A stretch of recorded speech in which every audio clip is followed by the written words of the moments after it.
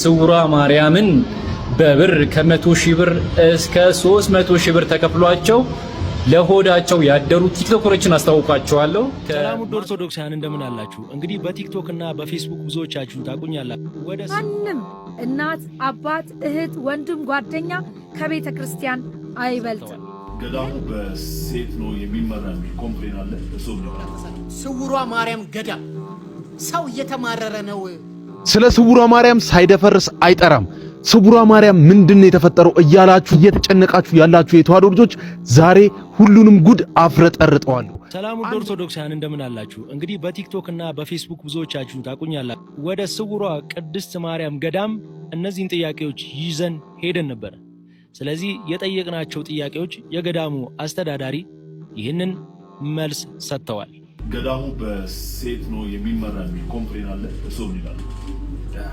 በሴት የሚመራ ገዳም እኔ አይቼም አላውቅም። ገዳሙ ራሴን የመላከ ገነት ቀሲስ አድዬ እና ሌላ ምክትልም አለ። እኛን እንጂ ብንመራው ሴት የምትመራ ገዳም እኔ አይቼም አላውቅም። የገዳሙ መሪዎች ነው ማለት በአስተዋሪዎች መካከልና በሚመጡ ምዕመናን መካከል የተወሰኑ አለመግባባቶች ተፈጥሯል ይመስለኛል። በሱም ዙሪያ የተለያዩ ቅሬታዎች አሉ። ከሱ ጋር ምንድን ነው ያለው ነገር? ምን መፍትሄ ሰጥቷል? እሺ ያው አሁን አስተባባሪዎች ጋርና በሚመጣው መመን ላይ እጅግ ብዙ ህዝበ ክርስቲያን በተለይ እሑድ በሰንበት ስለሚመጣ አስተባባሪዎችና ያለው ህዝበ ክርስቲያን እጅግ አስተባባሪዎች ትንሽ ስለሆኑ ጭቅጭቅ የተለያየ ነገር እንዳለ እኛም አሁን ተረድተናል። አሁን ግን የተሻለን ብዙ አስተባባሪ አድርገን ሁሉም ጸበሉንም እምነቱንም አግኝቶ እንዲሄድ እየሰራን እንገኛለን። አሁን ሶሻል ሚዲያ ላይ ስሟ ከስውሯ ማርያም እኩል የሚነሳ እንደት አለች። አጸደ ማርያም ማለት ለገዳሙ ነች ብሎ አቀረጥኩ። ስሟ እንግዲህ በእውነት ለመናገር እኛም እያየን ነበረ። አጸደ ማርያም የገዳሙ የዚህ የደብሩ የህንፃ ኮሚቴ ዋና ሊቀመንበር ናት። በተሰጣ ድርሻ ብዙ ልማቶችን እያለማ ነው። ከዛ የጸበልተኛ ማረፊያ ቤተክርስቲያን እያሳነጸ ነው። ታቦይ ብቻ ሳይገባበት በራሷ ኮሚቴዎች አሉ እያሰራች እያሳነጸች ትገኛለች። ስለዚህ በምታመጣው ብዙ ያን ቤተክርስቲያን ለቤተክርስቲያን ሁለት ጥቅም አለው። ቤተክርስቲያኑ ላይ ገቢው ወደዚህ ይገባል፣ ወደ ሰበካ ጉባኤው የተለያየ ደግሞ ሚዲያ በመስራት በአካውንት እየተገባ ያ ቤተክርስቲያን እየታነጸ አዳራሽ እየታነጸ እንደምታዩት ጸበልተኛ ማረፊያም እየታነጸ ይገኛል ማለት ይሄ ነው ኃላፊነቷ ማለት ነው። ስለዚህ ቤተክርስቲያን ባለች ኦፊሻሊ ኃላፊነት ሰጠች። ቤተክርስቲያኗ ነች የሰጣቻት ኃላፊነቷን እየተወጣች ይገኛል። ቅቤ በጾም ይሰጣል ገዳሙ። ቅቤ እኛ እንግዲህ በአስተምሯችን ይሄ ከቀኖና ውጭ ነው። እምነቱን የፈለገ ሰው በጾም ሰዓት መጠቀም አይቻልም፣ መውሰድ ይቻላል። በገዳማችን በጾም መቀባትም ሆነ መዋጥም አይቻልም። በቤተ ክርስቲያንም ሕግ ደረጃ ማለት ነው። ግን ወስዶ ፍሪጅ ውስጥ በረዶ ውስጥ ማስቀመጥ ይቻላል። ጾም ካለፈ በኋላ በፍስክ መቀባትም መዋጥም ይቻላል፣ ቅቤው ማለት ነው። ስለዚህ ቅቤውን መውሰድ ይችላሉ፣ ነገር ግን ቅቤውን መጠቀም አይችሉም። ምናልባት ቅሬታ ቢበዛ ይሄን ነገር ማስተካከል ይቻላል። በፍስክ እንዲወሰድ ማድረግ እንችላለን። ስለዚህ የሚስተካከል ነገር ነው፣ ለቅሬታ የሚያበቃ ነገር አይደለም። መልካም እንግዲህ የተቻለን ያክል አድርገናል። ሰኞ ነው የመጣነው። ሁላችንም መተን ያለውን ነገር አጣርተናል ማለት ነው። ምናልባት ደግሞ ተጨማሪ ጥያቄዎች ካሏችሁ ደግሞ እንደተለመደው ኢንቦክስ ማድረግ ትችላላችሁ፣ ኮሜንት ላይ መስፉልኝ ትችላላችሁ። ማንም እናት፣ አባት፣ እህት፣ ወንድም፣ ጓደኛ ከቤተ ክርስቲያን አይበልጥም። ይህን እምላችሁ ምናልባት የቅርባችን የነበሩ ቲክታከሮች፣ ታዋቂ ቲክታከሮች ስለ ስውሯ ማርያም ሊያስተባብሉ ብር ተቀብለው ቪዲዮ ሰርተው መጥተዋል። ማንም ከእግዚአብሔር ፍርድ ደግሞ አያመልጥም። ለማንም አልሸፍንም። ነገ ቪዲዮ ሰርተው ሲመጡ እኔ አጋልጣችኋለሁ። ምክንያቱም ቤተ ክርስቲያን ለእናንተ ሆድ መሙሊያ አይደለችም፣ የሥራ ገበያ አይደለችም። በምኩራብ በአሁኑ ሰዓት ገንዘብ ተቀብላችሁ ከማስተዋል እያካውንት የገባላችሁ እያንዳንድ ሻቅሻለሁ። ስለዚህ በዝምድና በጓደኝነት አይሰራም። ቤተ ክርስቲያንን ከሸጥክ አንተ አትረባምና አጋልጬ ለምዕመናን እሰጥሃለሁ። ስለዚህ ስውሯ ማርያም አሁንም ማስተዋል ሰው እየገዛች ነው። ስውሯ ማርያምን ነፃ እናወጣታለን።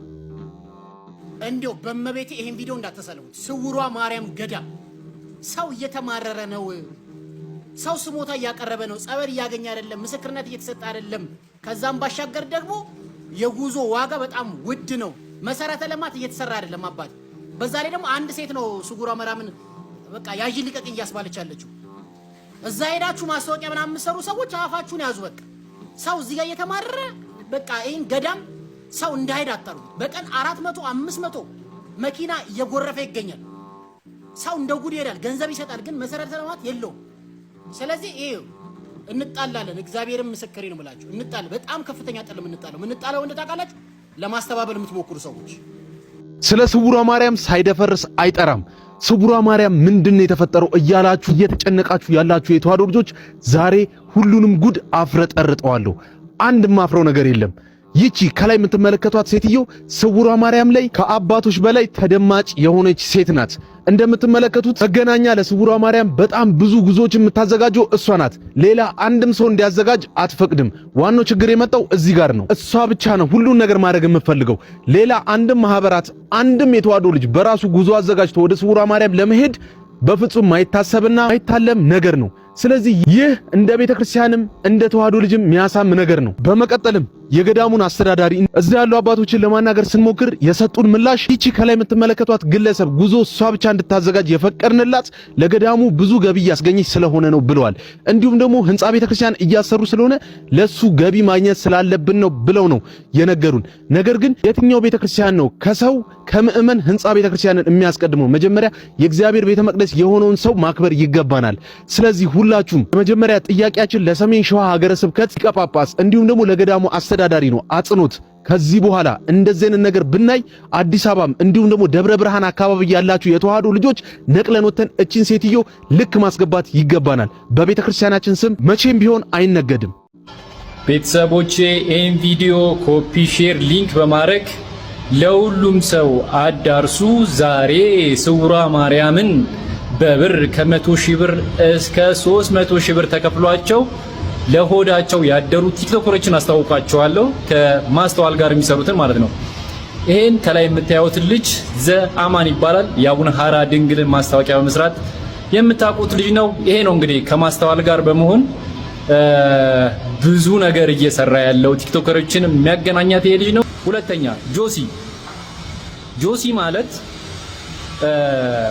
ስለዘመረ ብቻ ማርያም ስላለ ብቻ ክርስቲያን የመሰለው የሆነ እምቡጥ የሆነ ሰው ነው። አንተም ሄደ ብር ተቀበለ፣ 100 ሺህ ብር ገብቶልሃል። 100 ሺህ ብር ተቀበለ ከማስተዋል ጋር ሆነ ስለማስተዋል አላወራም ብለ ካህናቶችን ቁጭ አድርገ የውሸት ወሬ እንዲያወሩ ያደረግ ባለጌ ሰው ነው። እንመጣባቸዋለን። እዚህ ምንም ነገር የምንሰማው ጉዳይ የለም፣ ምንም 5 ሳንቲም ማለት ነው። ስለዚህ ብትጠነቀቁ ይሻላችኋል። ሌሎችም ቲክቶከሮች በሌላ ነገር መምጣት እንችላለን፣ ክርስቲያን ስለሆነን ነው። የክርስቲያን ስነ ምግባር ስላልሆነ ነው እንጂ ዝም ማስባል እንችላለን። ስለ እውነት ነው የምነግራችሁ። ብታርፉ ይሻላችኋል። ለወዳችሁ አትደሩ። ድንግል ማርያም እንደዚህ አትሽጧት በብር። ኦቼ እንደምን አላችሁ? ዛሬ እንግዲህ ስለ ስውሯ ማርያም ገዳም ነው የምንነጋገረው። ስውሯ ማርያም ገዳም ሰው ቤት ገብቼ ላይቭ ላይ ሄጄ ቤተክርስቲያኗን በአካል አይቼ እመጣለሁ ብዬ ነበር። በአካል ሄጄ አይቼ መጥቻለሁ። ገዳሙ ውስጥ የነበረውን አንድ ነገር ላስረዳችሁ። በጣም ብዙ ሺህ ህዝብ ነው ያለው። ከገዳሙ ውጪ ደግሞ በጣም በሻራ እንደምትመለከቷቸው በሻራ በጣም ብዙ ሺህ ህዝብ ተኝቶ ነው የምታገኙት እንዳለ። እንዲያውም ቃጥላ ማርያም ሄዳችሁ የምታውቁ ሰዎች ካላችሁ የቃጥላ ማርያም ድባብ አሁንም እዚህ ስውሯ ማርያም ገዳም ውስጥ አለ። በዛ ባለፈው ተረፈ ደግሞ ወደ ታች ስትወርዱ ደግሞ እንደምትመለከቱት ሰው በእንትን ላይ ነው ያለው፣ በሻራ ላይ ነው ያለው ተደርድሮ። ያው ስውሯ ማርያምና ያለው ህዝብ አልተመጣጠነም። ይህም የሆነው ስውሯ ማርያም ያላት ቦታ በጣም ጠባብ ነው። ነገር ግን መሰረተ ልማት ላይ በጣም እየሰራች ያለች ናት። ይህ የምትመለከቱት በጠቅላላ መሬት የእሷ መሬት ነው። ብዙ አዳራሾች አሉ። አዳራሾች ሞልተዋል። እንግዲህ እንደምትመለከቱት ከላይ ያለው የእግዚአብሔር ቤተክርስቲያን እያለቀ ሲሆን ከስር ደግሞ ያለው የግቢውን ማስፋት ፕሮግራም ነው። እንዲሁም ደግሞ የቴራዞን ንጣፍ ነው። በመቀጠል ደግሞ እዚህ ጋር የምትመለከቱት ደግሞ የሽንት ቤቱን ስራ እየተሰራ ነው የሚገኘው። ይሄ ደግሞ ትልቁ አዳራሽ ነው። ብዙ ሰው ይዛል ተብሎ የሚጠበቁ አዳራሽ ነው። በተረፈ ደግሞ ስውሯ ገዳም በሴት ተዳደራለች የሚል ነገር ነበረ። አባታችንን አውርተናቸው ነበር። አባታችን እንዳሉት በእሳቸው አስተዳዳሪነት እንጂ በሴት የምትተዳደር ቤተክርስቲያን በኢትዮጵያ ኦርቶዶክስ ተዋሕዶ ቤተክርስቲያን ኖራም አታውቅም አትኖርምም እኔ ነኝ አስተዳዳሪው የሚል መልስ ሰጥቶናል። ያገኘነው መልስ ይሄ ነው። በዛ በተረፈ ደግሞ ስውሯ ገዳም አትሄዱ የምትባሉ ከሆነ ስውሯ ማርያም ገዳም አሁንም ሂዱ፣ ተጓዙ። ድህነት አለ ማለት ቤተክርስቲያን ውስጥ የሚዳነው እውነት ነውና እናንተ ሄዳችሁ ዳኑ፣ ተፈወሱ። ከዛ ባለፈ በተረፈ ደግሞ እዛ ስትሄዱ ምቾት አትጠብቁ፣ መደላደል አትጠብቁ፣ ሁሉ ነገር ተስተካክሎላችሁ አትጠብቁ። ምክንያቱም ያለው ሰው ብዛት ገና ከሚመጣው ሰው ብዛት ጋር ሲደመር እጥፍ ሰው ብዛት ነው የሚቀመጠውና እሱንም ታሳቢ እያደረጋችሁ እንድትሄዱ ላለኝ ስውሯ ማርያም ገዳም መስተካከል ያለባቸው ብዙ ነገሮች አሉ፣ መስተካከል አለባቸው። አባታችንን በዛው ልክ ይቅርታ ጠይቀዋል። እኔ ለህዝበ ክርስቲያኑ ምዕመኑ ማስተላለፈው መልእክት ቢኖር እንግዲህ አንዳንድ ችግሮች ይሳሳታሉ። ብዙ አይነት ሰው ስለሚመጣ ብዙ ህዝበ ክርስቲያን ስለሚመጣ ከአቅማችንም በላይ ስለሚሆን ብዙ ጸበል ያልደረሰን አለ ይላሉ፣ የተለያየ እምነት ያልደረሰን አለን ይላሉ። ስለዚህ ይሄንን የምታውቁት ህዝበ ክርስቲያኖች ይቅርታ አድርጋችሁልን። ስለዚህ ስህተት ሊኖር ይችላል። እነዚህ ስህተቶች በመወያየት ፈተን አሁን እመቤታችን እጅግ ተአምራት የሚሰራበት ቦታ ነው። ስለዚህ መታችሁ ይቅርታን እየጠየቅን ፈውስን በረከት እንድታገኙ እያልኩኝ በዚሁ እግዚአብሔር እንግዲህ ሀገራችን ኢትዮጵያን ባርኮልን እመቤታችን አማላጅ ስለሰጠን ለአምላካችን ለልዑል እግዚአብሔር ምስጋናን አቀርባለሁ። ሁላችሁንና ቦታውን የፈውስ ቦታ ነው። አብረን እየተመካከልን እንድንሰራ እግዚአብሔር ይፈቅድልን፣ ፍጻሜ ላይ እንድናደርስ እግዚአብሔር ይፈቅድልን እመኛለሁ። አመሰግናለሁ።